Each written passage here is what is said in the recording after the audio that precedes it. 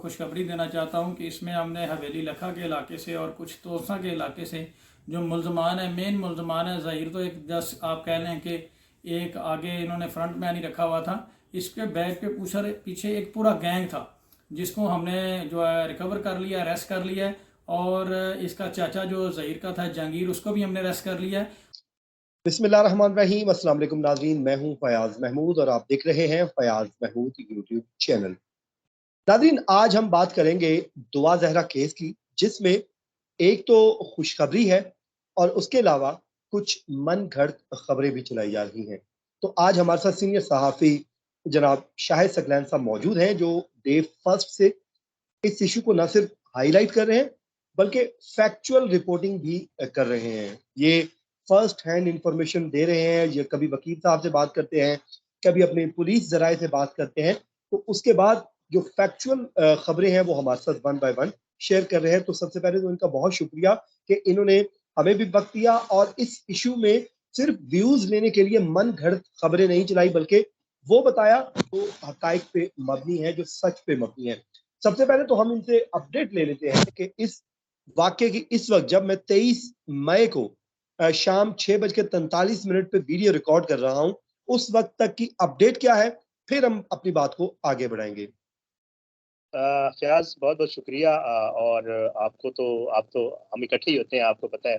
Courts में भी हमारी कोशिश होती है, चाहे वो नूर मुकद्दम का केस हो या कोई और केस हो, कोशिश होती है कि व्यूज़ लेने के लिए और रेटिंग के लिए और इन चक्रों में ना पड़ें और जो हकीकत होती है वो लोगों तक पहुंचाएं।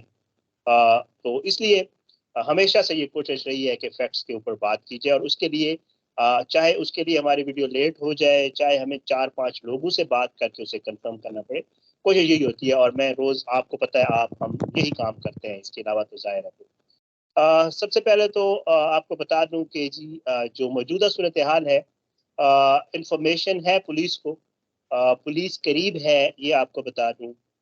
मुझे थोड़ी सी इंफॉर्मेशन ज़्यादा है, मैंने अपनी वीडियो में भी नहीं बताई लोकेशन के हवाले से, और आपकी वीडियो में भी नहीं बताऊंगा लोकेशन के हवाले से, क्योंकि ज़ाहिर बात है, आपको पता है हम रेस्पॉन्सिबल जर्नलिस्ट हैं और नहीं कह सकते कि फ़लाँ जगह पुलिस मौजूद है और फ़लाँ जगह पे है कि यहाँ पे मौजूद है। लेकिन एक चीज़ जिसके हवाले से झूठ बोला जा रहा है वो ये है कि जी दुआ ज़ारा रिकवर हो गई है, ऐसी कोई बात नहीं। मेरी फैमिली से भी बात हुई है, पुलिस से भी बात हुई है, सब लोगों से राब्ते में हूँ, ज़ाहिर है, शुक्र है। और उसमें ये है कि फ़िलहाल करीब ज़रूर हैं, ये बता दूँ आपको, बट ये है कि नहीं हुई रिकवरी। तो अगर कोई कह रहा है कि जी रिकवरी हुई है, तो पता नहीं, उसको पता चला होगा, और तो किसी को पता नहीं है, ना फैमिली को पता है, ना पुलिस को पता है, फिर आई डोंट नो पता नहीं कैसे रिकवरी। और दूसरी बात ये है कि कल आपको पता है 24 आवर्स से भी कम का वक्त रह गया है। सिंध हाई कोर्ट ने बहुत एक सख्त ऑर्डर जारी किया हुआ है सिंध पुलिस को, आईजी को भी बकायदा उन्होंने, और एक तौहीन अदालत का भी मामला हुआ है वहाँ पे, एसपी जो है एंटी उस वाले क्राइम वाले जो है उनके खिलाफ, तो एंटी वायलेंट वाले।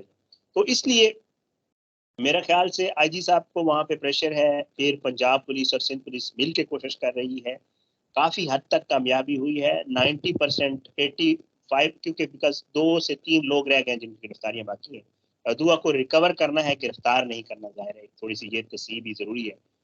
तो दुआ रिकवर होनी है और कुछ लोगों की गिरफ्तारी होना बाकी है।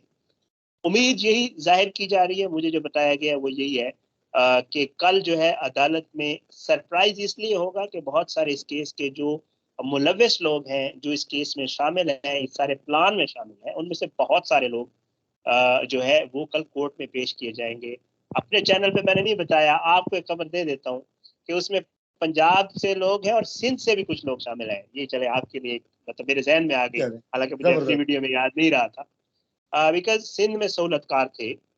मैं अपनी वीडियोस में बता चुका हूँ, आपने भी जिक्र किया हुआ अपनी वीडियोस में कि ज़हीर जो है वो 2 दिन उसने वहाँ होटल में स्टे किया था। जब दुआ को लाया गया था तो एक साथ खातून थी जो साथ आई थी, 5 लोग गाड़ी में आए थे। ये सारी इन्फॉर्मेशन आपको भी पता है, आप भी दे चुके हैं अपने व्यूअर्स को।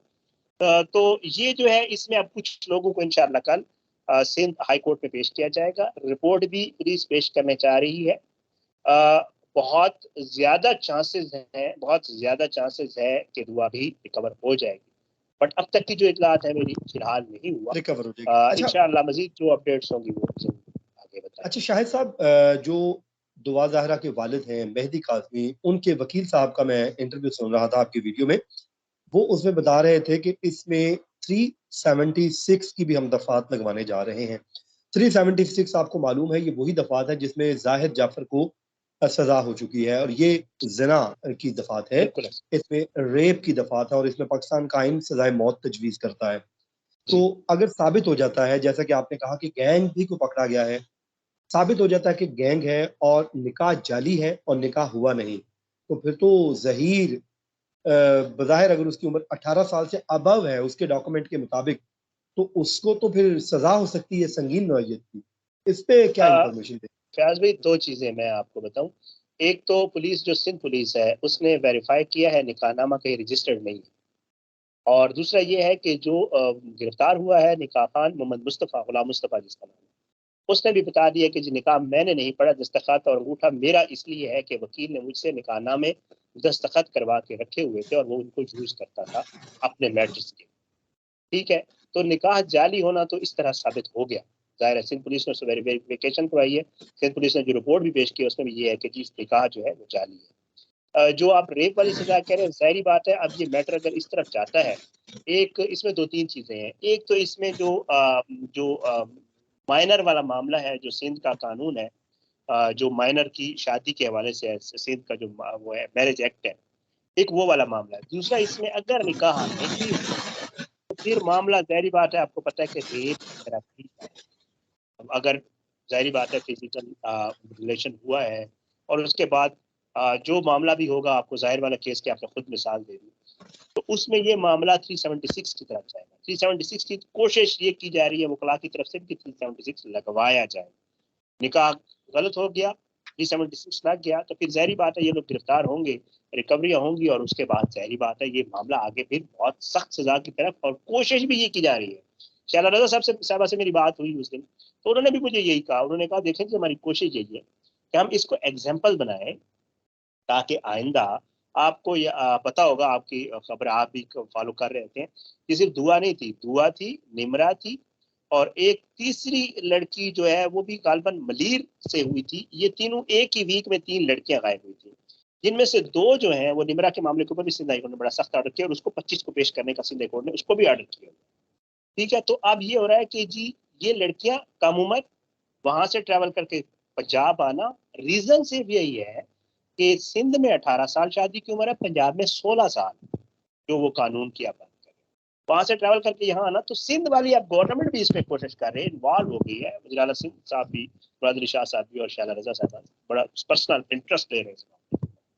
तो उनकी कोशिश ये है कि इसको एग्जाम्पल बनाया जाए, कल को ऐसा ना हो। आपको भी पता है, मुझे भी पता है, हम तो रोज ही खबरें देख रहे होते हैं, लड़कियों को ट्रैप किया जाता है, शादी का झांसा दिया जाता है, ले आते हैं, फिर उसके बाद लड़की को कहीं बाहर ले जाते हैं, कहीं भी ले जाते हैं, वहां जाकर भेज देते हैं। माँ बाप की तो बेचारी घर से भाग के आई होती है, घर छोड़ के आई होती है, वो राब्ते में नहीं रहते। मैं अली काज़मी साहब से जब भी बात करता हूँ, मैं उनको अप्रिशिएट हुँ, इसलिए करता हूँ कि सारे के बावजूद उन्होंने बहुत जबरदस्ती फॉलो किया, बहुत जबरदस्त फॉलो किया उन्होंने इस चीज एग्ज़ैक्टली। को, अभी तक कर रहे हैं।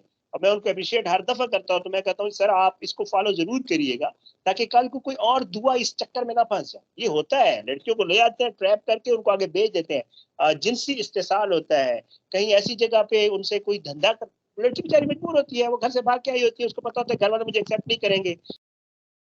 अच्छा तो जी, आपने शाहिद सकलैन साहब का सुन रहे थे, वो हमें बता रहे थे, तो जैसा कि उन्होंने कहा कि जो काज़मी साहब हैं, वो उनको दाद देते हैं कि वाक़ई यकीनन वो दाद के काबिल हैं, कि आम तौर पर इस तरह के केसेज़ में वालिदैन भी बेटियों से मुँह मोड़ लेते हैं। लेकिन काज़मी साहब यहाँ पे फ़ाइट कर रहे हैं, वो सिर्फ़ इसलिए फ़ाइट कर रहे हैं कि कल को कोई और दुआ ऐसी किसी गैंग के हाथ ना लग जाए। मेरी दुआ है अल्लाह ताला जल्द से जल्द उनकी बेटी उन तक वापस पहुँचाए, और इस केस में ना सिर्फ इंसाफ हो, बल्कि होता हुआ दिखाई भी दे। क्योंकि हमारे मुल्क में होता यही आम तौर पे कि गरीब के लिए थोड़ा-सा निज़ाम और है और अमीर के लिए और है। पाकिस्तान तभी तब्दील होगा जब इंसाफ का पैमाना अमीर और गरीब की तफ़रीक के बगैर एक हो जाएगा, तो इंशाअल्लाह पाकिस्तान तरक्की कर जाएगा। मुझे और शाहिद सकलैन साहब को दीजिए इजाज़त। अपनी दुआ में याद रखिए। अल्लाह निगहबान।